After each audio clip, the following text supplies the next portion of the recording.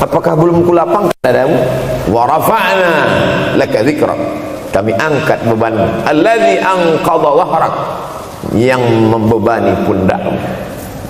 Belum dia berdoa, sudah dikabulkan Allah, karena janji Allah kepada dia, wala saufa yu'tika rabbuka fatarda, apapun yang kau mau akan kuberi. Salah satu penyebab Allah memberi apa yang dimau sebelum meminta adalah kalau tidak pernah durhaka kepada orang tua.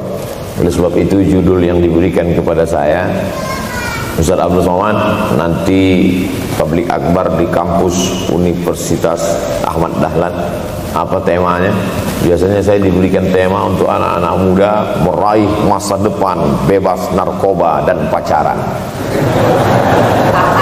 Apa temanya untuk anak-anak muda? Bagaimana pokoknya, tapi di Universitas Ahmad Dahlan saya diberi tema. Apa temanya? Birrul walidain. Masya Allah. Saya bilang alhamdulillah, untung saya nggak dikasih tema birruz zaujatain. Artinya apa? Sehebat apapun prestasi akademikmu, kalau sampai tidak memuliakan orang tua, hampa di hadapan Allah Subhanahu wa ta'ala. Ada seorang laki-laki, kata Nabi, kalau nanti dia datang kemari minta doa sama dia karena doanya makbul. Sahabat heran, karena sahabat itu definisinya man laqiyan Nabi sallallahu alaihi wasallam wa amana bihi wa mata 'alal Islam. 3 definisi sahabat: orang yang berjumpa dengan Nabi, beriman dengan Nabi, dan matinya dalam keadaan Islam. Maka itu disebut dengan sahabat menurut ilmu hadis. Makanya ketika saya menjelaskan itu ke mahasiswa, Aisyah yang merupakan sahabat Nabi, komplain mahasiswa, mohon maaf Ustaz keliru, Aisyah itu bukan sahabat tapi istrinya.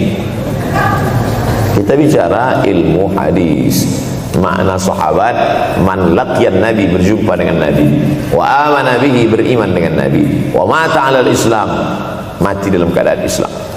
Abu Lahab ketemu dengan Nabi tapi tidak beriman dengan Nabi dan mati dalam keadaan kafir, maka tidak masuk golongan sahabat. Tapi ini ada seorang laki-laki hidup sezaman dengan Nabi, dan Nabi mengenal dia, dan Nabi berpesan nanti kalau dia datang ke kota Madinah, minta doa dari mulutnya, karena doanya dikabulkan Allah Subhanahu wa ta'ala. Sahabat heran, kami yang hidup bersama engkau, kami yang berperang bersama engkau, kami yang sholat di Masjid Nabawi bersama engkau, kenapa doa dia lebih makbul daripada kami?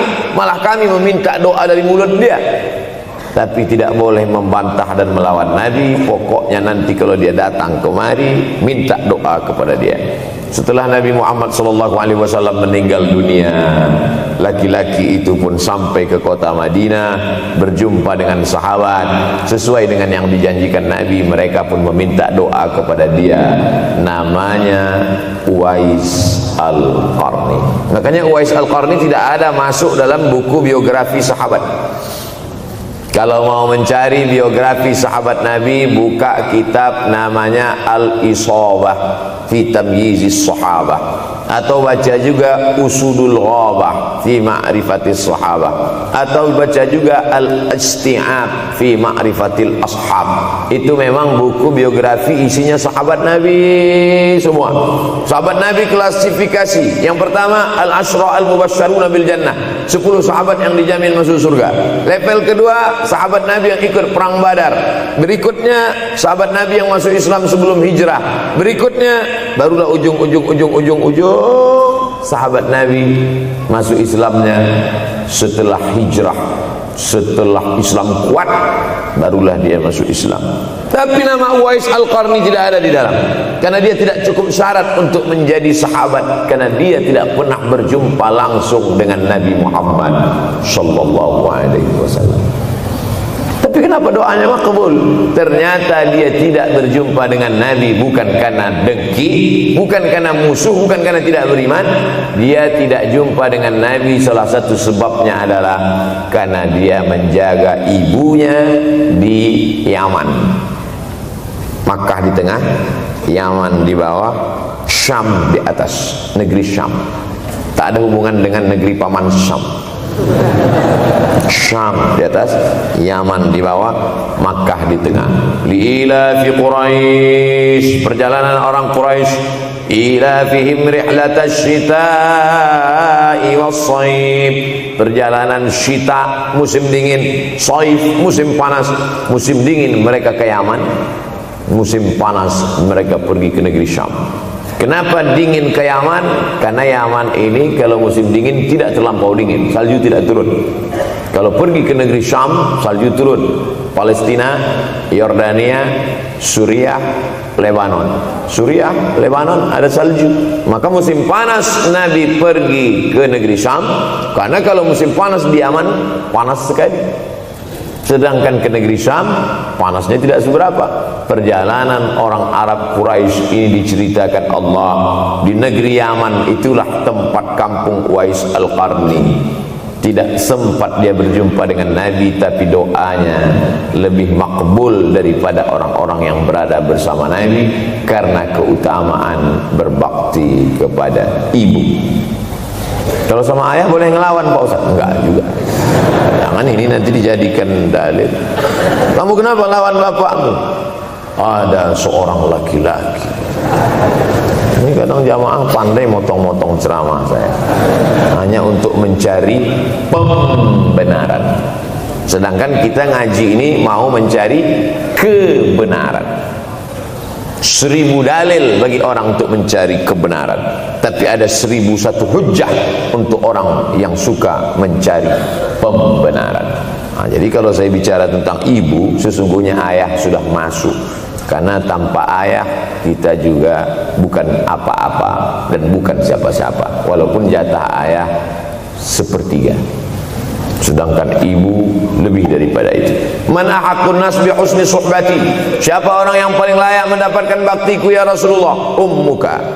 Summa man, siapa lagi? Ummuka. Summa man, siapa lagi? Ummuka. Summa man, abuka. Itu yang menyusun itu Nabi SAW, bukan saya. Itu makanya ibumu, ibumu, ibumu, bapakmu. Kenapa Nabi 3 kali? Kenapa Nabi menyebut laki-laki 1 kali, perempuan 3 kali? Karena ibu mengandung, ibu melahirkan, ibu menyusukan. Siapa yang mau dapat 3 kali? Coba yang 3 ini. Mengandung, melahirkan, menyusukan. 3 ini belum bisa dilakukan oleh laki-laki dimanapun. Adapun merubah wajah sudah bisa. Makanya ada lady boy, wajah lady, betis boy.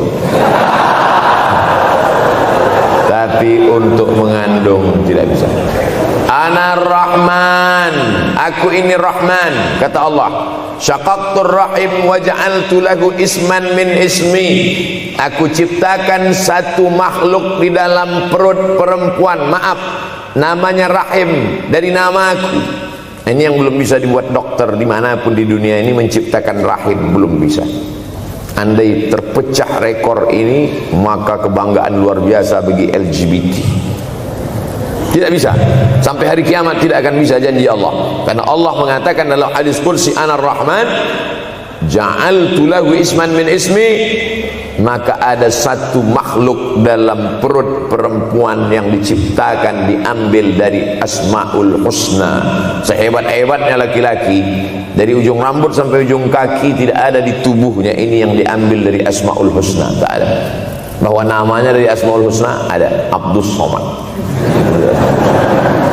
Tapi ada makhluk di badannya diambil dari Asmaul Husna, itu hanya ada pada perempuan. Oleh sebab itu perempuan luar biasa. Makanya kampus Universitas Ahmad Dahlan memuliakan perempuan. Mana perempuan? Di atas letaknya. Makanya saya tidak terlalu berani mendongak ke atas. Begitu hebatnya perempuan. Perempuan adalah ibumu, perempuan adalah istrimu, perempuan adalah anakmu, perempuan adalah adikmu. Maka saat engkau memuliakan perempuan, engkau sedang memuliakan 4 aspek dari kehidupan.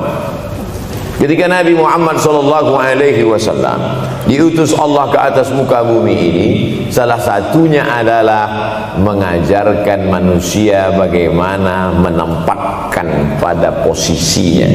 Posisi dia adalah tempat kita menumpang. Ketika ada seorang laki-laki yang sudah sukses diwawancarai, siapa orang yang paling berjasa dalam hidup Anda? Dulu waktu saya merantau ke Yogyakarta, belum ada apa-apa, saya sempat numpang di rumah dia selama 4 bulan, kata seorang artis dalam sebuah wawancara. Begitu bangganya dia berkata, itulah orang paling berjasa kepada saya karena saya sempat numpang di rumahnya 4 bulan. Tapi ada yang dia lupa, bukan rumahnya yang kau tumpang, bukan ruang tamunya yang kau diami, sempat numpang di perutnya 9 bulan 10 hari. Tak pernah kau sebut. Angkat tangan yang tidak menumpang di rahim, langsung dari planet Mars langsung kemari. Enggak ada. Mr. Bean yang kita semua sehebat apapun pernah menumpang di perutnya. Oleh sebab itu makanya dosa yang paling mengerikan adalah kalau ada orang jual sabu-sabu, peminum khamar, di dunianya bahagia, happy, senang. Itu Ustaz, pengedar narkoba, hidupnya aman, adem, ayem, tentram. Di akhirat azabnya baru diberikan Allah Subhanahu wa taala. Ada orang yang pelakor senior, tapi hidupnya di dunia senang-senang saja. Di akhirat nanti azabnya ditunda. Namanya istidraj. Istidraj diambil dari kata daraja, tertunda. Azab yang tertunda. Sudah jadi judul sinetron. Azab yang tertunda. Tapi ada satu perbuatan dosa yang pasti di dunia dirasakan. Apa itu? Durhaka pada orang tua. Orang yang durhaka pada orang tua, di dunia dia tetap dapat, di akhirat dapat sekali lagi. Itu janji Rasulullah SAW. Lama hidup banyak dirasa, jauh berjalan banyak dilihat, lama jadi ustadz banyak yang curhat. Maka tidak satu dua itu saya lihat dalam kehidupan. Hebat, rezeki banyak melimpah ruah, tapi jauh dari kebahagiaan. Apa sebab? Janji Rasulullah SAW. Orang yang durhaka pada orang tua di dunia sudah dapat, di akhirat dapat lagi. Dapat. Di mana letak keadilan Allah? Kenapa di dunia sudah dapat, di akhirat dapat lagi? Yang di dunia itu baru DP-nya, di akhirat baru kau rasakan cash. Oleh sebab itu jangan pernah melawan pada orang tua. Jangan pernah melawan. Apapun kata dia, jurus menghadapi orang tua ini tidak banyak, 3 saja. Kalau dia marah-marah, kalau dia cerewet, kalau dia ngamuk-ngamuk, pertama diam. Pulang kampung marah aja. Saya bolak-balik kirim uang belanja, kenapa kamu IP-nya 2,0? Diam. Yang kedua, diam. Yang ketiga, diam. Kalau belum bisa membahagiakan, jangan susahkan dia. Kalau belum bisa menunjukkan prestasi, jangan susahkan hatinya. Jangan sampai belum ketemu dengan wajah kita pun dia sudah susah hati. Baru nama kita muncul di HP-nya, kumat darah tingginya. Bunyi handphone dia lihat nama kita di situ, langsung berubah detak jantung. Karena ternyata bukan nama kita di situ dia buat. Siapa? Troublemaker. Oleh sebab itu jangan susahkan orang tua. Saya tidak ujuk-ujuk langsung jadi ustadz. Saya sempat jadi mahasiswa terlama di dunia. Saya kuliah di Mesir tahun 1998 sampai 2002. 4 September 1998 menginjakkan kaki di Kairo. November pulang tahun 2002. Tidak pernah sekalipun saya menyusahkan orang tua saya. Tak pernah saya minta uang pada mereka. Sampai almarhumah emak saya bertanya, kau makan apa di sana? Makan nasi, saya bilang. Dari mana dapat uang? Beasiswa saya cukup, Mak. 162 pon. 50 untuk makan, 50 untuk rumah, tinggal 62. 20 dibagi lagi untuk ongkos, 20 untuk buku, 20 disimpan, mana tahu demam sakit gak ada uang sampai pulang. Sampai akhirnya dia kasih tanya, gimana caranya ngirim uang supaya nanti di akhirat kalau Allah bertanya, pernah gak ngirim uang? Pernah.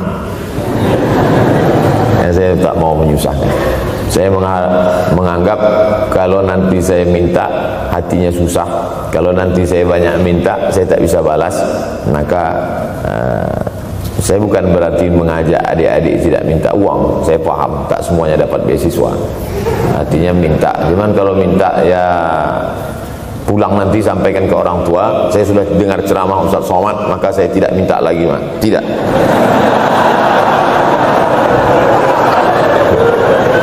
Tapi tolong dirapel setahun sekali aja. Kalau mau merasakan bagaimana sayang mereka, coba hilangkan sayangnya itu agak 1 bulan, 2 bulan, 3 bulan, itu baru terasa. Karena sifat manusia ini kalau sudah tidak ada baru terasa. Judul lagu Roma. Kalau dia masih ada di depan mata kita, masih dekat dengan kita, kita merasa dia biasa-biasa saja. Tapi kalau dia sudah tidak lagi ada, itu barulah. Oleh sebab itu coba kalau mau merasakan, kasih tahu dia, papa, mama, untuk biaya kuliah saya 1 semester ini tolong jangan kasih dulu. Saya mau jual koran dulu. Saya mau kerja di Dorsmir dulu. Saya mau kerja loper dulu. Saya mau susah-susah dulu. Seketika saat kita tahu susahnya itu, tetes peluh keringat, air mata, di situ baru kita tahu, oh ternyata perjuangan mereka ini luar biasa. Saya tidak bicara ceramah saja, tapi dalam kehidupan saya pribadi dulu saya laksanakan, saya pernah buat, saya pernah kerjakan. Tapi tidak saya rencanakan itu, saya harus begini, tidak. Memang bagian dari takdir hidup. Mungkin tidak minta uang itu karena jauh ke Mesir. Kalau seandainya dekat, sering juga minta. Memang dikondisikan saya untuk terbang jauh ke Mesir, lalu kemudian setelah jauh itu tidak meminta, tapi kemudian setelah pulang berjumpa, sempat bersama orang tua. Bulan Maret 2019 kemarin baru meninggal dunia ketika saya sedang ceramah di Madura, Pulau Madura, diundang oleh sahabat saya, kakak kelas di Mesir dulu, Dr. Fauzi Tijani. Dan pagi itu rencananya mau ziarah ke makam Kiai Khalil di Pulau Madura. Begitu mau ziarah langsung dapat SMS segera pulang karena orang tua meninggal dunia. Akhirnya saya langsung ke airport Surabaya dan langsung pulang. Sebelum malam sudah tiba pemakaman. Artinya apa?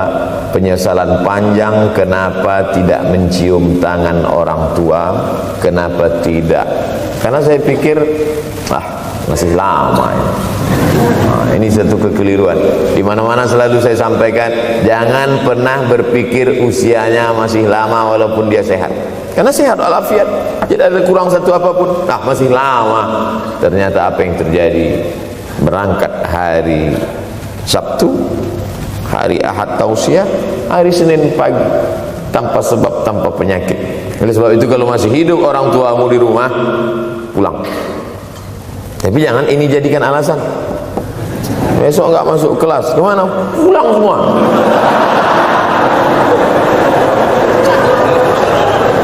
Pulang sesuai dengan kondisi, situasi dan keadaan.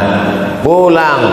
Kalau masih bisa membahagiakan dia apa makanan kesukaannya, belikan. Suka makan apa dia, belikan. Itu yang dia inginkan. Andai kita gendong dia dari Yogyakarta berangkat ke kota Makkah, sampai di Makkah tawaf 7 putaran, dari Sofa ke Marwah, pulang lagi ke Jogja, belum tentu dapat membayar sekali teriakan dia saat mengeluarkan kita ke alam dunia. Jadi banyak orang terlalu membanggakan. Saya sudah banggakan dia Pak Ustaz, saya sudah bayarkan ONH-nya. Berapa? Baru DP nih. Sudah merasa berbakti kepada orang tua? Belum. Makanya digunakan kata birrul walidain. Kenapa Allah tidak menggunakan kata husnul walidain? Hasan baik, jayyid baik, thayyib baik, khair baik. Tapi yang dipakai birrul walidain. Hanya satu-satunya kata untuk orang tua dipakai birrul walidain, karena kata birru adalah sifat Allah Subhanahu wa taala. Makanya di antara Asmaul Husna ada Al-Barrut Tawwab. Allah yang punya sifat itu. Maka kita diharapkan berakhlak seperti akhlak Allah Subhanahu wa taala. Addabani Rabbi fa ahsana ta'dibi. Allah mendidik aku menjadi beradab sehingga adabku penuh. Allah Subhanahu wa taala tidak ada puji Nabi Muhammad SAW. Hai Muhammad yang salat tahajudnya sampai kakinya bengkak. Hai Muhammad yang hajinya tidak ada. Apa kata pujian Allah untuk Nabi Muhammad SAW? Wa innaka la'ala khuluqin azim. Akhlak agung dan mulia. Oleh sebab itu tak ada gunanya prestasi S1, S2, S3, postdoktoral, profesor kalau tidak berbakti kepada orang tua. Makanya orang tua itu levelnya langsung setelah Allah. Wa qadha rabbuka alla ta'budu illa iyyah. Langsung wabil walidaini ihsanan. Ihsan. Lihat lagi penggunaan kata ihsan dalam hadis Nabi. Jibril alaihissalam datang, rambutnya tidak berdebu, bajunya sangat putih bersih, tapi tidak ada orang yang kenal. Diriwayatkan oleh Sayyidina Umar ibn al-Khattab radhiyallahu anhu, aku melihat ada seorang laki-laki rambutnya sangat hitam dan bajunya sangat putih, tapi kami tidak ada yang kenal. Ini tiga indikasi ini menunjukkan kebingungan. Kalau ada orang rambutnya sangat hitam dan kita kenal, berarti dia memang orang situ, memang tinggalnya di situ.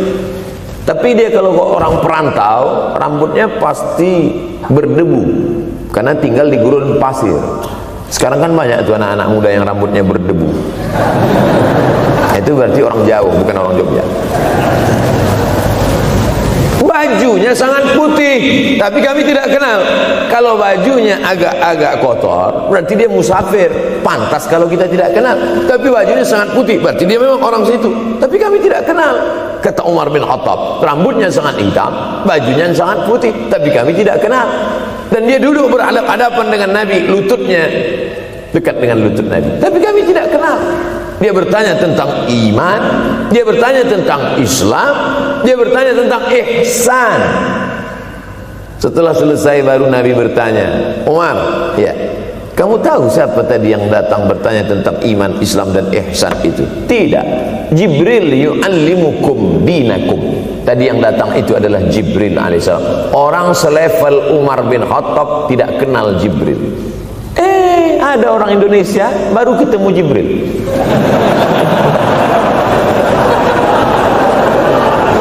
Umar bin Khattab kalau lewat di suatu jalan, kalau Umar bin Khattab lewat jalan Sudirman, maka setan lari ke jalan lain. Ini ada orang satu perjalanan sama setan, ngaku kenal dengan Jibril alaihissalam. Makanya kalau baca hadis, satu hadis, tapi analisa dari hadis itu banyak sekali. Umar tidak kenal dengan Jibril kecuali setelah Nabi Muhammad SAW yang bercerita mengenalkan. Dari mana Nabi tahu? Nabi dapat wahyu dari Allah Subhanahu wa ta'ala. Tapi ada analisa lain. Apa maknanya? Allah menggunakan kata ihsan untuk orang tua, Nabi menggunakan kata ihsan untuk Allah. Ihsan untuk Allah, anta'budallaha ka'annaka tarah. Kau sembah Allah seakan-akan engkau melihat dia. Fa in lam takun tarah, kalau kau tidak bisa melihat dia, fa innahu yarak. Sesungguhnya dia yang selalu melihatmu, tidak pernah putus. Ihsan, ihsan Allah kepada kita, tidak pernah putus pengawasan Allah. Bagaimana bagaimana ihsan kita kepada orang tua, tak pernah putus bakti walaupun dia sudah meninggal dunia. Makanya kita tetap membaca walaupun dia sudah masuk liang lahat, jam 2 malam bangun, Rabbil firli wali walidayya warhamhuma kama rabbayani shaghira.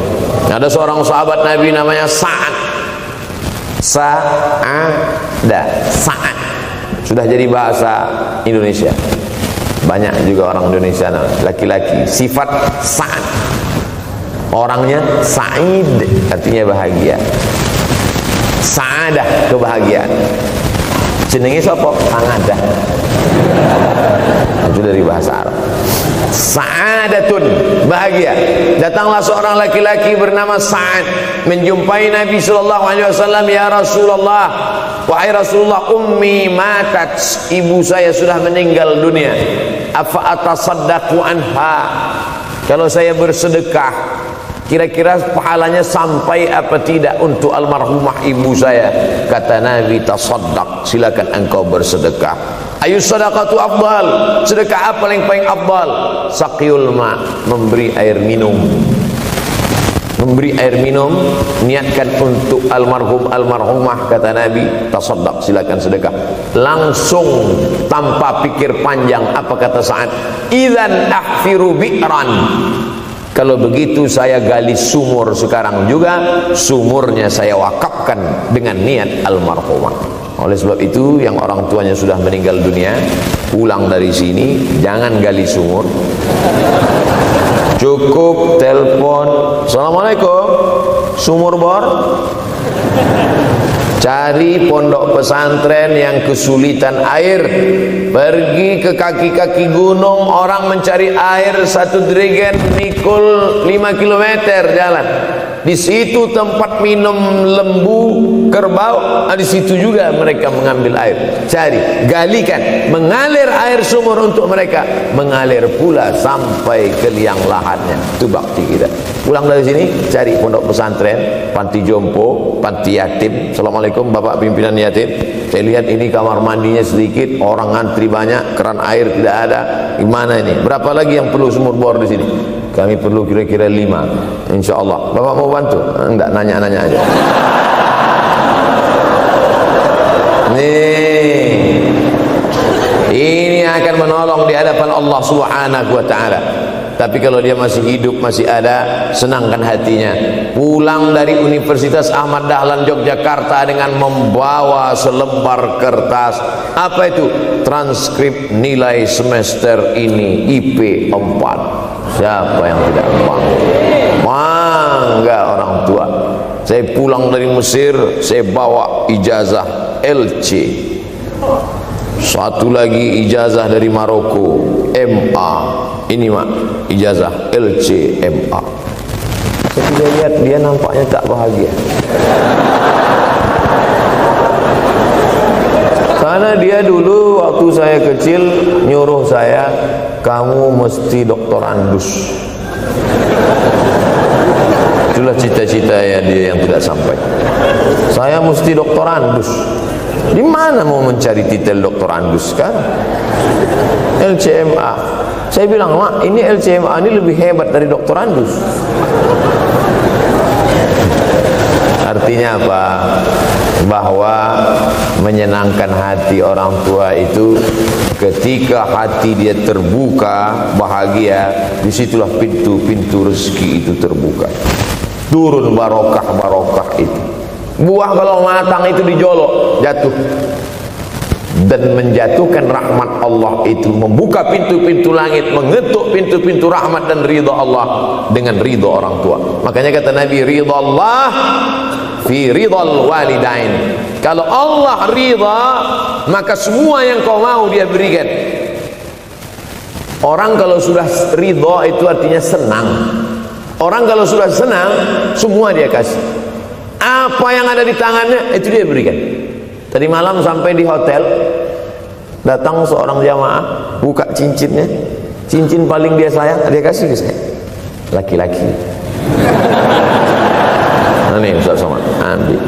Duduk saya tadi, duduk, datang anak muda, dia lihat saya tak pakai sorban, dikasihnya sorban. Cuman akadnya belum jelas apa ngasih atau pinjam, Allah a'lam. Orang kalau sudah senang hatinya, semua dia kasih.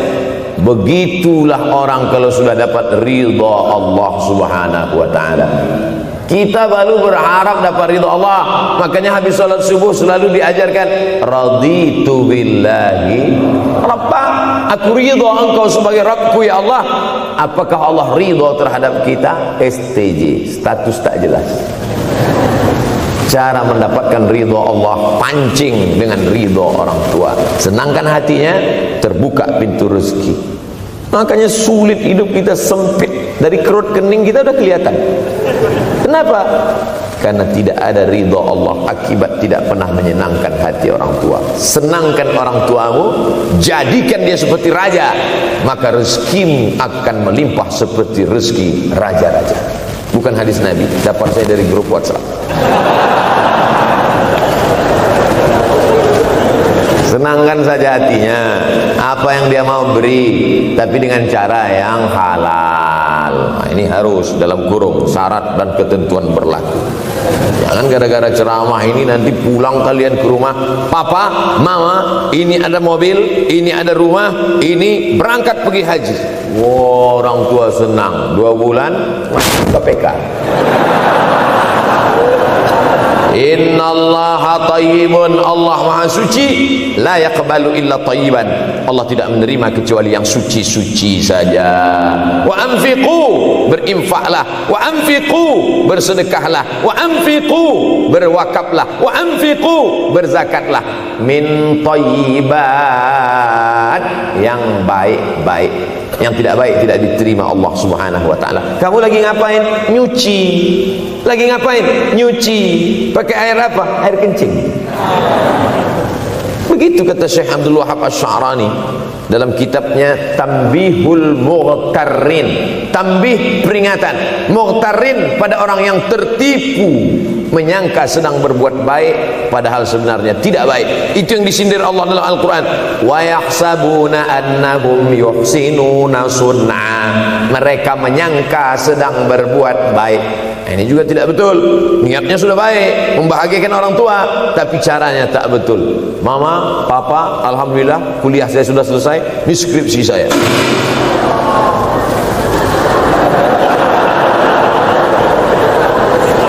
Masya Allah. Bayangkan kalau kiamat tiba-tiba terjadi. Begitulah agaknya terkejutnya kita. Kiamat terjadi tapi belum sempat berbakti kepada orang tua.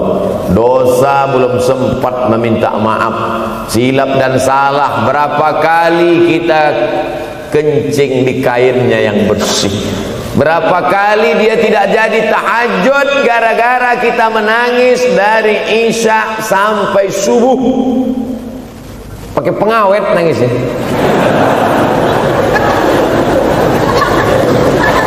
Kita tak pernah sadar itu. Kita menganggap kita di dunia ini dibesarkan angin.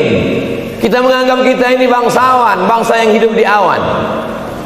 Berapa kali dia tidak jadi sholat duha gara-gara kita kencing. Berapa kali nasi yang sudah mau disuap masuk ke mulutnya tak jadi, bahkan dia tidak makan sama sekali. Dan berapa kali makanan dia belikan hanya untuk susu, hanya untuk menyenangkan kita. Pernah kita balas, dan dia tidak pernah minta balas itu. Oleh sebab itu, siapa yang mengingatkan? Abdul Somad diberikan judul berat ini. Judul yang paling berat ceramah tentang orang tua, tentang ibu, tentang ayah. Jarang saya mau menerima judul-judul pengajian. Ini pun dikasih tahu setelah sampai di sini. Maka saya belok-belokkan dikit. Air mata udah mau menetes, belokkan. Nanti kalau saya nangis di sini, siapa yang ceramah kalau saya nangis? Oleh sebab itu maka yang orang tuanya masih ada, beruntung dan bertua, bawakan dia rumah makan. Ada sahabat saya namanya Ustadz Lukman di Pontianak, bukan Kuntilanak. Mereka punya program namanya bawa ibu ke rumah makan. Keren nama programnya, bawa orang tua ke rumah makan. Nanti hari libur adik-adik anak-anakku sekalian libur, bawa ayah bawa ibu ke rumah makan. Ketika Ustaz Lukman cerita itu ke saya, Ustaz Somad, kita punya program baru nih. Apa nama programnya Ustaz? Bawa ibu ke rumah makan. Alhamdulillah Ustaz Lukman, seluruh rumah makan di Pekanbaru tempat tinggal saya itu semua sudah saya bawa. Emak almarhumah saya bawa sup tunjang, saya bawa rendang, saya bawa goreng ayam, saya bawa goreng puyuh, saya bawa. Cuman ada rumah makan ular sawah itu yang tak dibawa singgah. Lain dari itu sudah saya bawa. Tak ada penyesalan dalam hati, senangkan hatinya. Apa pakaian yang dia suka. Orang tua itu tidak minta yang besar, asal ada saja. Pulang dari Yogyakarta sampai ke rumah, ini tadi ada nampak sedikit tanda terkenang, kalau banyak makan sendiri. Ketika dia senang melihat itu, bahagia hatinya, nampak senyum di tepi bibirnya, pada saat itulah rahmat Allah terbuka, pada saat itulah ridha Allah datang. Mengapa sulit mencari pekerjaan, mengapa payah mencari penghidupan? Salah satu yang mempersempit ridha Allah itu adalah karena tidak berbakti kepada orang tua. Oleh sebab itu maka judul tema yang diberikan birrul walidain, berbakti kepada orang tua, bahagiakan. Ini ada juga ini anak-anak yang sudah sukses ini, papa mama sudah meninggal, papa jangan risau, silakan terbang ke Yogyakarta, ada adik di sana, silakan terbang ke Surabaya, ada kakak di sana, silakan terbang ke Kuala Lumpur, ada keluarga di sana, jangan hiraukan. Kata bapaknya, kalian terbangku saja kalian pikirkan, kemana aku hinggap tak kalian pikirkan. Ada sebagian orang ketika ibunya meninggal dunia, marah dia, mengamuk dia anggap kebahagiaan itu sudah hilang, padahal membahagiakan orang tua dua-dua adalah tanggung jawab kita. Kalau dua-duanya sudah tidak ada Pak Ustadz, masih ada keluarga. Ada keluarga. Al-khalah bimasabatil saudara ibu, kakak ibu, adik ibu, sama seperti ibu. Sambung lagi silaturahim, buat dia senang, buat dia bahagia. Man ahabba yubsatalahu fi rizqihi, siapa yang mau lapang rezekinya, wa yunsa'alahu fi azarihi, dipanjangkan umurnya, falyasil rahimahu, hendaklah dia menyambung tali silaturahim. Saya ceramah di satu kota. Sampai di kota itu saya melihat rumah besar, megah, mewah, seperti istana. Cuman saya segan mau nanya, nggak mungkin saya tanya, Pak, ini hasil dari apa? Saya tengok, saya ngantuk. Kawan-kawan saya yang ikut di situ seperti ngelihat kucing semuanya.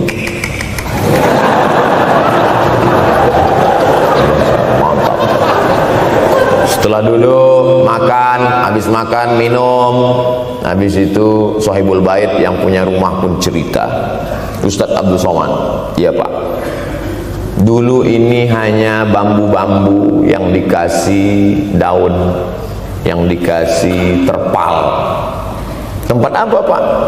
Tempat ibu saya buat pengajian. Setiap tahun dibuat begitu, pasang tiang-tiang kayu, pasang terpal, daun-daun, pengajian ramai. Sampai akhirnya saya berkata, Bu, pengajian kita hentikan saja, stop. Saya tidak sanggup lagi pasang tenda, pasang terpal ini. Tapi akhirnya apa kata ibu saya? Nanti setelah saya tidak ada, pengajian ini terus kamu buat. Allah bukakan pintu rezeki Ustaz Somad. Inilah yang terjadi sekarang. Saya belikan orang tua saya itu rantai, saya belikan gelang, saya belikan cincin. Bulan depan saya datang, sudah nggak ada lagi. Mana gelangnya Mak? Nggak ada. Mana rantainya Mak? Nggak ada. Mana cincinnya? Nggak ada. Kemana? Itu kan emas mahal. Sudah saya jual. Untuk apa? Untuk bersedekah ke fakir miskin. Rupanya gelangnya, rantainya itu habis dia berikan sedekah fakir miskin. Tobatkah si bapak untuk berbakti? Tidak. Bulan depan dia belikan lagi sampai akhirnya diberikan Allah balasan melimpah ruah. Ternyata ini rahasia dari keberhasilan hidup, karena menyenangkan hati orang tua. Saya tak sebut nama, saya tak sebut lokasi, tapi yang mau berkunjung nanti saya kasih lokasi tepatnya. Saya kasihkan nanti alamat dari Google, saya kasih, supaya melihat secara nyata. Kalaulah rezeki itu hanya diberikan kepada orang yang bersungguh-sungguh, pergi pagi pulang petang, peras keringat banting tulang, maka tentu yang kaya itu adalah sapi yang membajak dari pagi sampai sore. Kalaulah kekayaan, keberhasilan itu diberikan yang paling pandai memanjat, maka tentu yang kaya itu monyet. Tapi Allah berikan kepada siapa? Yang dia ridhai. Dan penyebab ridha Allah itu adalah karena orang tua yang senang hatinya. Yang sempat durhaka, tidak sempat minta maaf, meninggal dunia dia sudah, apa boleh buat? Kau sudah booking seat di neraka. Yang sudah sempat durhaka, tidak sempat minta maaf, meninggal dunia gara-gara dia pecandu narkoba, pemabuk, pezina, mati orang tua dalam keadaan susah. Berapa kali saya ketemu ibu-ibu selesai pengajian, pergi saya ke tempat parkir, ibu tua 70 tahun menangis. Ibu nangis kenapa bu? Anak saya Pak Ustadz. Kenapa dia? Disuruhnya saya jual tanah. Mama jual tanah. Untuk apa mama megang tanah? Udah tua aja pun jual. Mestinya anak itu yang menyenangkan hatinya di hari tuanya, bukan malah menyuruh jual tanahnya. Jual tanah supaya dia bisa bangun rumah, jual tanah supaya dia bisa menyekolahkan anak-anaknya. Na'udzubillah. Sudahlah tidak membahagiakan, malah menyusahkan. Ustaz, anak saya nyuruh saya jual tanah saya supaya dia senang, supaya dia dapat duit. Gimana nih Pak Ustaz? Mungkin si ibu berharap saya menjawab, ibu sabar aja ya bu, sabar ya. Ibu salah tanya bu, kalau mau sabar cari ustadz lain, ada spesialis sabar, bukan saya. Begitu dia kasih tahu, anak saya maksa saya jual tanah saya, Pak Ustadz gimana? Mana alamat rumah anaknya? Mana? Saya mau datang. Mana? Anak durhaka, neraka jahanam tempat kau.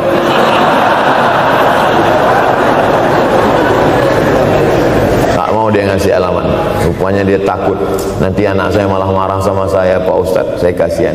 Mudah-mudahan Allah berikan kekuatan pada ibu. Tapi cerita ini bukan satu dua contoh kasus.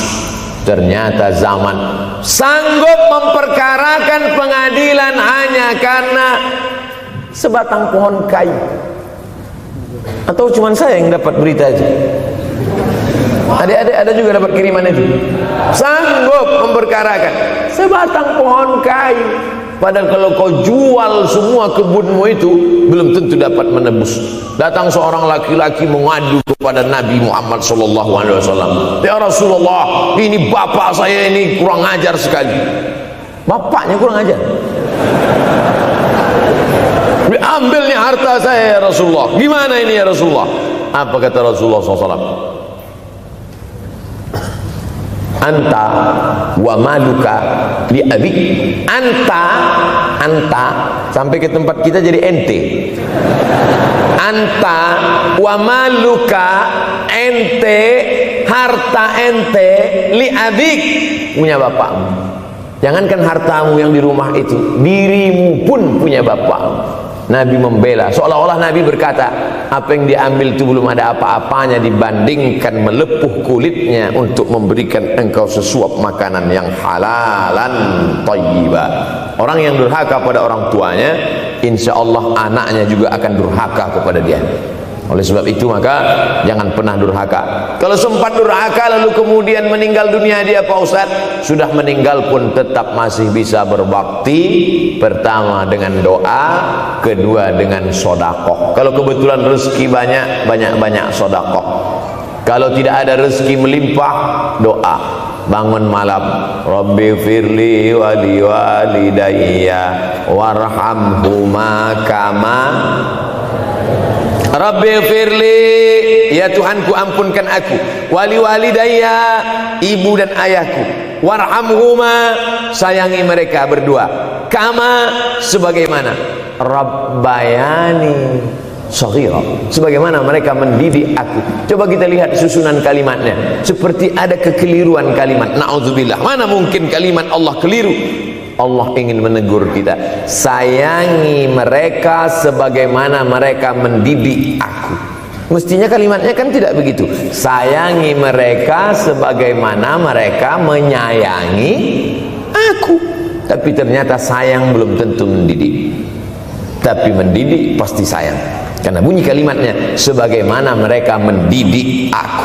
Jadi banyak juga anak-anak ini tidak sayang karena salah didik.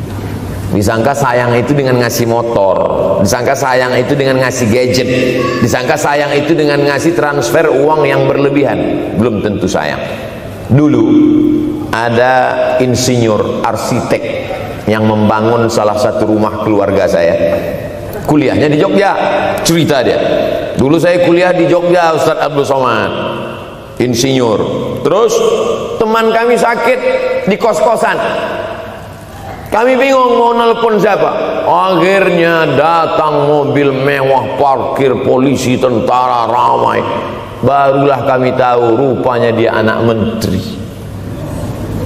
Jadi sayang orang tua itu bukan mesti dibelikannya apartemen, dibelikannya mobil, belum tentu. Boleh jadi itu justru menjerumuskan anak. Diberikan apartemen, diberikan mobil mewah, habis 2 bulan kena virus HIV AIDS. Tapi kalau dibuatnya kita jauh, saya yakin adik-adik kuliah di Universitas Ahmad Dahlan, ada yang dari timur Indonesia, ada yang dari Sumatera, lalu kemudian di tengah kesendirian, belum makan, uang kos belum bayar, transfer macet, datang setan berbisik, hei, sebetulnya kau anak yatim piatu yang dibuang. Bukan, orang tuamu bukan tidak sayang, dia hanya sedang ingin mendidik supaya engkau menjadi anak yang mandiri. Maka nanti kalau sedang duduk termenung gitu, tiba-tiba datang bisikan, pergilah cari jembatan, terjunlah. Maka saat itu katakan dalam hatimu, lawan, hei setan, orang tuaku sayang kepadaku, dia hanya ingin supaya aku mandiri. Ada orang tua yang salah didik kepada anak-anak, sampai mengikat tali sepatu pun anak tidak pandai. Baru mau mengikat tali sepatu sudah diikatkan, baru mau makan sudah disuapkan. Akhirnya anak tidak punya keberanian untuk hidup. Harta dia punya, uang dia punya, materi dia ada, satu yang dia tidak punya, tidak ada mental. Tapi anak-anak, adik-adik Universitas Ahmad Dahlan adalah orang yang punya keberanian untuk hidup. Betul? Yang di hadapan saya ini, siapa yang tidak punya keberanian hidup? Ini yang jam 5:30 masih belum hidup lagi. Ada ini tidak punya keberanian untuk hidup, hidupnya terlambat. Tapi mahasiswa Universitas Ahmad Dahlan punya keberanian untuk hidup. Bahkan mungkin dia lebih dulu hidup daripada saya. Lebih dulu bangun dia tadi. Alhamdulillahillazi ahyana ba'da ma amatana wa ilaihin nusyur. Tengok jam. Oh, rupanya masih jam 1, tidur lagi. Saudaraku yang dimuliakan Allah Subhanahu wa taala. Maka my life, my adventure, hidup saya adalah petualangan saya. Ini yang mau kita harapkan, berani menghadapi tantangan. Ada orang yang menganggap hidup ini ya simple-simple aja lah Pak Ustaz. Tapi ada orang ingin hidup ini penuh dengan perjuangan. Sama seperti makanan, ada orang simple aja, nasi, kecap, telur rebus, dah cukup. Tapi ada orang mau ada goreng ayamnya, ada rendangnya, ada supnya, ada tom yamnya, ada lengkap semua. Begitu juga hidup ini. Ada orang yang simple aja, ambil goreng ikan, makan. Tapi ada satu lagi enggak, pergi naik mobil sampai ke tepi hutan, naik motor, habis itu nyewa speedboat sampai di tengah laut mancing. Ujung-ujungnya ikan juga.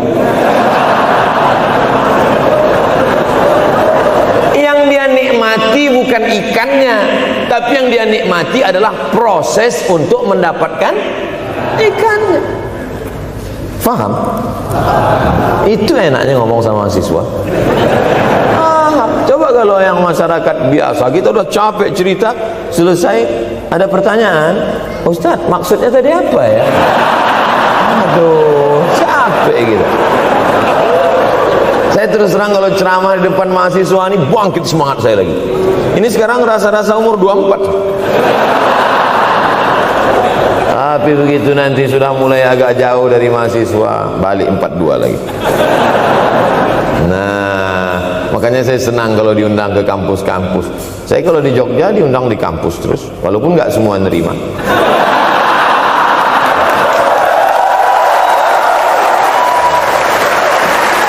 Yang dimuliakan Allah Subhanahu wa taala, maka kita harus sering-sering bersama. Apa ini takbir? Takbir itu ngusir setan. Tadi saya ceramah jam 4:30, sekarang sudah jam 5:30 artinya saya sudah ceramah 70 menit. Ini sudah keluar dari kode etik, karena di mana-mana saya ceramah 60 menit. Kenapa bisa Ustaz Somad ceramah 70 menit di Universitas Ahmad Dahlan ini? Kenapa? Semangat yang membuat kita. Padahal berdiri lagi, tahan, belum sarapan lagi, tahan. Artinya apa? Yang membuat kita kuat itu bukan materi, bukan makanan, tapi semangat. Maka jangan sempat kehilangan semangat. Bangkitkan semangat. Semangat terus. Semangatnya apa? Semangat ingin membahagiakan orang tua. Kalau lupa, tulis. Biasanya mahasiswa ini kan suka lupa, tulis di dinding kamar. Semangat bahagiakan calon mertua.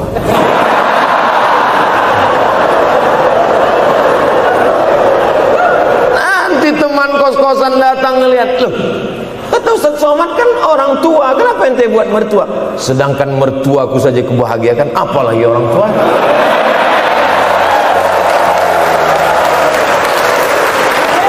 Begitu hebatnya. Cuman kadangnya kita hanya mendapat ini hanya di sinetron-sinetron saja. Real nyatanya di mana? Datanglah ke Universitas Ahmad Dahlan. Jadi hidup ini harus ada target yang mau dicapai. Banyak orang targetnya nggak benar. Saya ingin menjadi orang yang punya kepribadian, Pak Ustadz, rumah pribadi, mobil pribadi. Target bahagiakan orang tua. Gaji pertama kalau kerja nanti umroh. Oh gitu, Ma, doakan nanti kalau aku kerja insya Allah gaji pertama nanti memberangkatkan umroh. Syukur-syukur nggak usah diomongkan dulu, kasih surprise, senang. Mama, ayah, ini gaji pertama. Dia buka, tengok 700.000.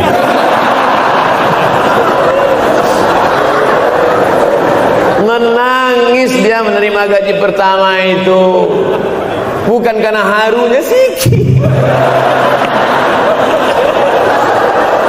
Gitu dia buka amplop, oh kok setitik dong. Haru dia. Kenapa setiap mendapat hadiah dari anak, orang tua selalu meneteskan air mata? Karena kita tidak pernah besar dalam pandangan matanya. Kita sehebat apapun, kita tidak pernah besar di matanya. Di pandangan ibu ayah kita, kita adalah anak kecil yang tapak kakinya 2 jari, panjangnya sejengkal. Maka jangan pernah ceramahi orang tuamu. Jangan mentang-mentang sudah mahasiswa pulang, ayah sini, mama sini, duduk. Assalamualaikum. Bisa. Karena kita tidak pernah besar di mata orang tua. Kita tetap kecil. Walaupun kamu sudah menikah, sudah punya istri, sudah punya anak, kau tetaplah anak-anak dalam pandangan dia. Oleh sebab itu jangan sok besar, jangan sok hebat. Kalau ada pesan yang ingin mau disampaikan, jangan melalui mulut kita, dipinjam mulut orang lain. tokoh masyarakat, alim ulama. Dia ngajinya di mana? Ada yang mau kita perbaiki, jilbabnya mungkin kurang panjang, mungkin ada kebiasaan dia yang kurang baik. Sementara kita udah ngaji, sudah belajar di Universitas Ahmad Dahlan, sudah terpelajar, membuat dia mau menjadi orang baik. Tidak mesti dari mulut kita, pinjam mulut orang lain. Assalamualaikum Pak Kades, pinjam mulut Pak Kades sebentar. Pak Kades, ayah saya kan orangnya baik sama Pak Kades. Iya, nanti kalau saya ngomong dia nggak dengar. Jadi saya mohon tolong Pak Kades. Pak Kades, ayah saya sampai sekarang belum sholat Pak Kades. Jadi tolong Pak Kades nasihati dia. Kata Pak Kades, saya juga nggak sholat. Hancur dunia persilatan. Oleh sebab itu senangkan. Ini banyak anak-anak yang udah ngaji, yang sudah aktivis masjid, merasa ingin orang tuanya baik, dia sendiri menceramahi, nggak ketemu, nggak connect dia. Ayah sini, orang yang tidak sholat neraka jahanam tempatnya. Sakit hatinya, meleleh air matanya.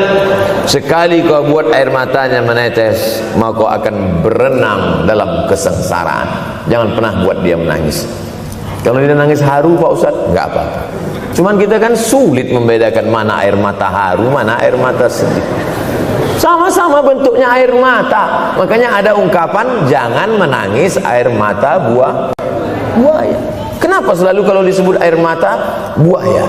Karena memang buaya menangis bukan karena sedih, tapi karena kekenyangan. Buaya kalau habis makan orang, keringat, buaya itu tidak ada pori-porinya. Kita kalau berkeringat kan keluar pori-pori, ini keluar air. Buaya nggak ada. Satu-satunya tempat air keluar, nah itulah.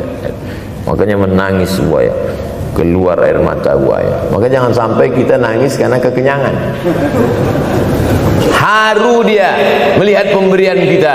Di saat itu menetes air matanya, berdoa, dia memanjatkan doa, mengetuk pintu-pintu langit, terbuka. Masya Allah.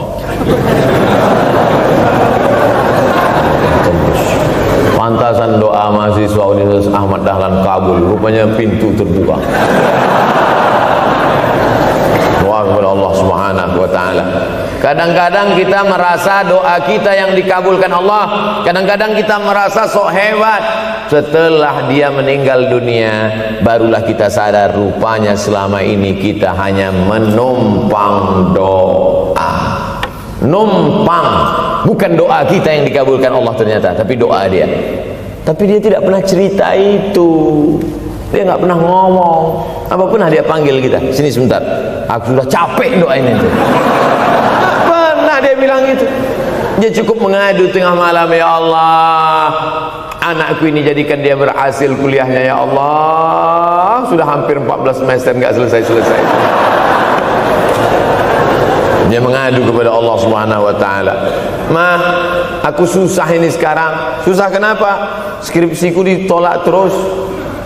Pembimbing kemarin itu mempersulit terus. Berdoa dia tengah malam, "Ya Allah, lapangkan hati pembimbing itu supaya anakku cepat, ya Allah. Kalau enggak, matikan dia, ya Allah."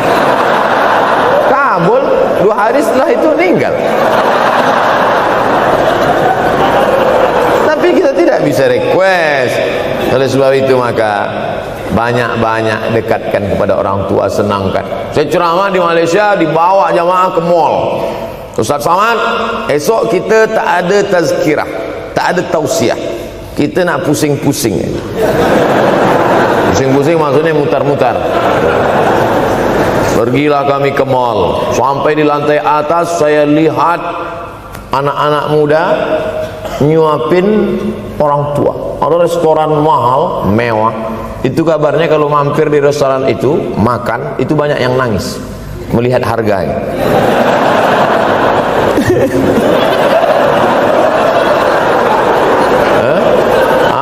Ada saya lihat anak-anak muda yang ganteng-ganteng, perempuan yang cantik-cantik menyuap orang tua. Orang tua yang sudah tak berambut, sudah perempuan tak berambut lagi, rontok saking tuanya, kulit sudah keriput. Duduk, didorong pakai kursi roda, dibawa ke mall, sampai di situ diberikan restoran tercanggih, termahal, dia sendiri yang menyuapkan makanan. Ternyata bagi saudara-saudara kita Tionghoa, salah satu mengundang berkah menyenangkan orang tua. Itu keyakinan mereka. Kok kenapa ente kasih makan? Ya oke lah. Ajaran kita mengajarkan tapi kita tak amalkan. Ketika tetangga, kawan, sahabat kita mengamalkan, rezekinya melimpah, baru kita heran. Dia kok kaya lah? Iyalah, dia kan punya tuyul. Tuyul mana bisa bawa duit banyak? Nih keberkahan. Oleh sebab itu, jangan cuma sekedar ngaji-ngaji aja. Pulang dari sini, kalau memang tinggal di Yogyakarta atau di luar nanti pas liburan, sisihkan uang, bawa dia ke mall, bawa dia ke restoran, senangkan hatinya, bawa dia jalan-jalan. Cuman tetap juga yang logis. Kalau dia udah tua, janganlah dikasih kacang goreng. Sesuaikanlah, agar-agar kasih. Enggak perlu dikunyah. Kiri kanan gol, kiri kanan gol. Orang tua bawa kasih kacang, menyiksa itu. Saudara yang dimuliakan Allah Subhanahu wa taala, kenikmatan yang terbesar adalah ketika orang tua masih ada bersama kita. Kalau sudah tak ada, nanti saat Idul Fitri, Allahu Akbar, Allahu Akbar, Allahu Akbar, la ilaha, barulah menetes air mata. Mama.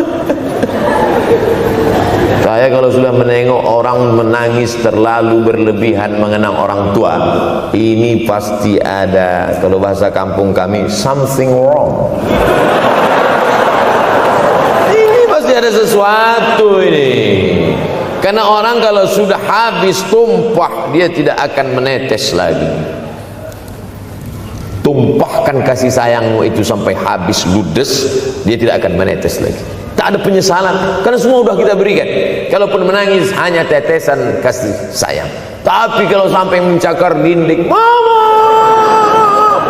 ini pasti. Saya kalau ada orang yang menyesal sampai mencakar dinding, mau saya antukkan aja kepala yang gede. Dulu waktu hidup kenapa enggak waktu? Sekarang udah mati baru kau menangis kan? Senanda.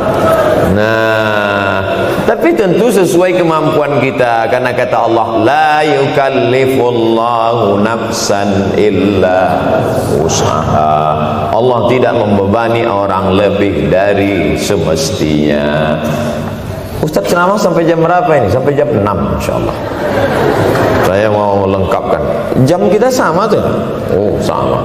Jam 6. Jam 6 maka saya ceramah 90 menit nanti di Universitas Ahmad Dahlan.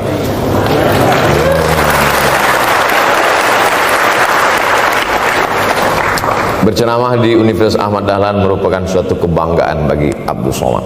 Kenapa begitu? Saya pengagum Kiai Haji Ahmad Dahlan, termasuk ulama yang saya kagumi. Lalu kemudian apa kekaguman di antara kekaguman Ustaz terhadap Kiai Haji Ahmad Dahlan? Beliau punya keberanian untuk melawan arus TBC, tahayul, bid'ah, coerafat. Dia berani melawan itu. Dan akhirnya, dan beliau tidak membangun ketokohan. Tidak yang dibangkitkan itu Ahmad Dahlannya, tapi yang dibangkitkan itu metodenya. Yang dibangun itu relnya.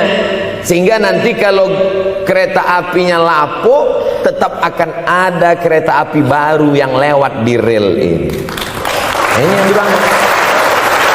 Dan akhirnya sampai hari ini saya sedang berada di hadapan kereta api yang baru. Ada Thomas.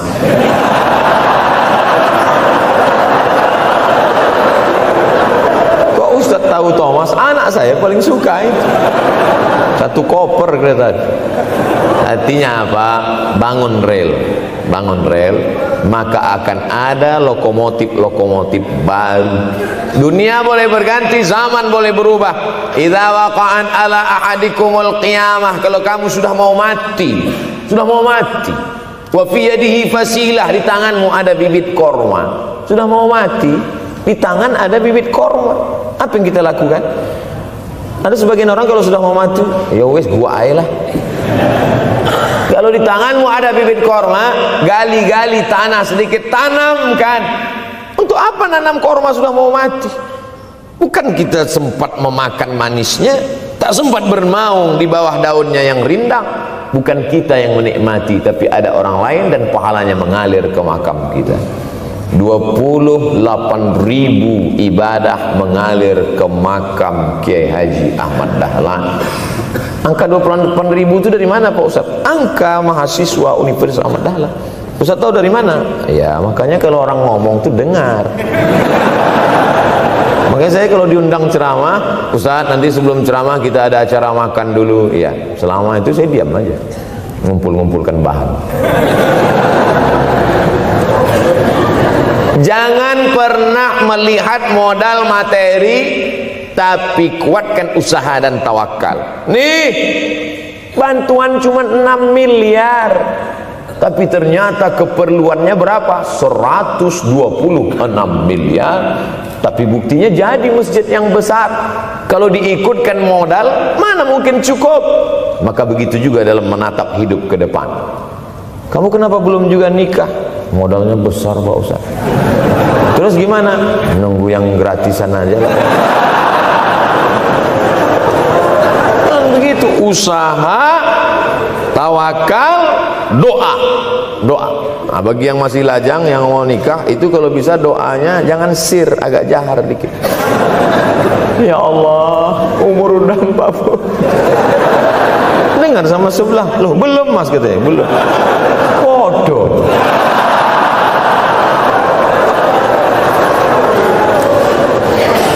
Kira-kira rezeki itu Allah yang ngatur atau kita yang ngatur? Allah. Makanya di antara Asmaul Husna Ar-Razzaq, yang maha memberi rezeki. Kalau Allah yang mengatur, mungkinkah Allah menyia-nyiakan kita? Tidak. Cicak di dinding, semua tahu, karena dari kecil kita memang sudah diajari lagu cicak. Cicak, cicak di dinding. Ada nggak pernah yang dinyanyikan lagu kadal? Ada. Kenapa mesti cicak? Coba tanya ibu kita yang dulu nyanyikan. Mama, kenapa cicak, Ma? Karena kalau buaya terlalu gede, nak. Kenapa cicak? Dia sedang mengajarkan kita bagaimana cicak dengan segenap kelemahannya. Cicak itu binatang yang lemah, hidupnya aja sungsang. Kita selalu berlawanan dengan cicak. Yang kata kita di atas, kata cicak di bawah. Tapi makanan cicak luar biasa. Apa makanan cicak? Helikopter, nyamuk. Cicak tidak bisa menggunakan tangannya, karena kalau dia pakai tangannya jatuh. Kadang pakai 4 aja jatuh. Selalu kan kejadian eksiden cicak jatuh. Cicak tidak pernah gunakan tangannya untuk makan, karena dia harus berpegang kuat. Apa yang dia pakai? Lidahnya. Lidahnya dia pakai. Nyamuk yang dia makan. Helikopter. Habis dimakan oleh cicak. Siapa yang paling hebat? Nyamuk, makanannya darah. Nyamuk masih keluarga Dracula.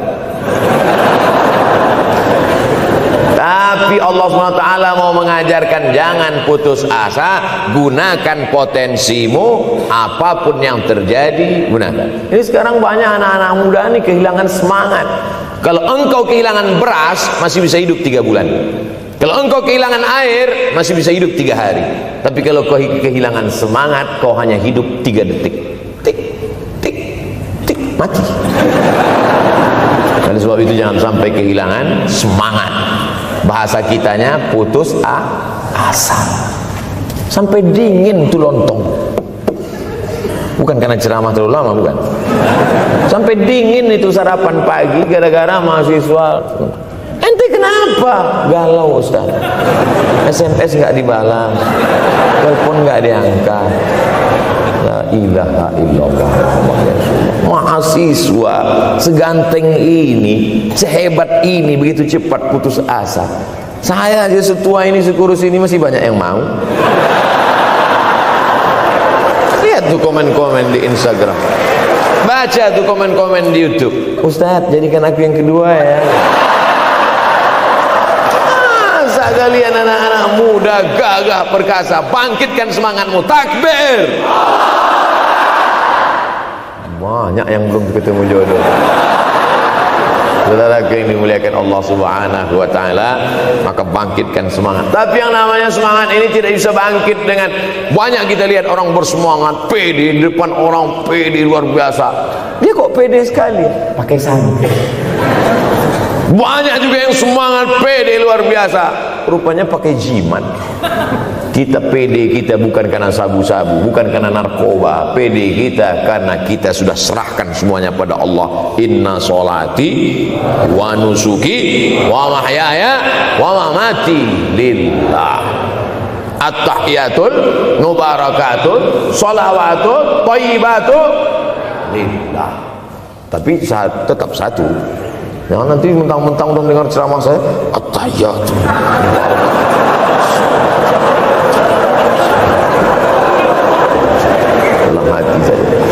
ini bukan punyaku ya Allah, ini semuanya punya Engkau, punya Engkau.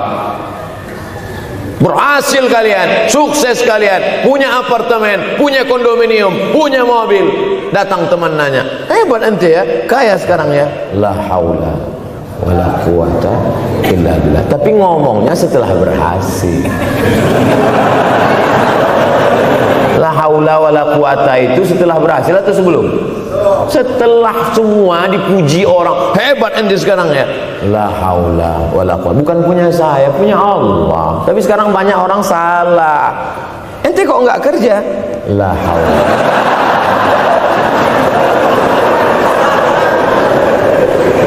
La haula wala quwata illa billah. Subhanallah, masya Allah, tabarakallah. Menunjukkan manusia lemah, tak punya apa-apa. Dia ingin berkata, ini hanyalah punya Allah. Begitu juga dengan acara ini.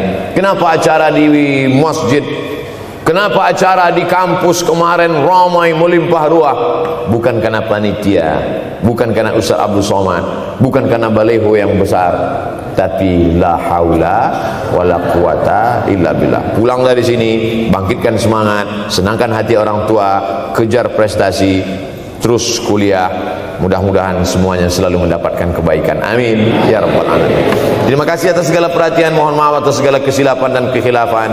Abdul Somad, hamba Allah yang fakir, mohon maaf. Berpisah kita di tempat ini, tapi kita tak pernah putus dalam persahabatan, karena kita selalu bersama, jauh di tempat, dekat di doa. Terima kasih. Wassalamualaikum warahmatullahi wabarakatuh.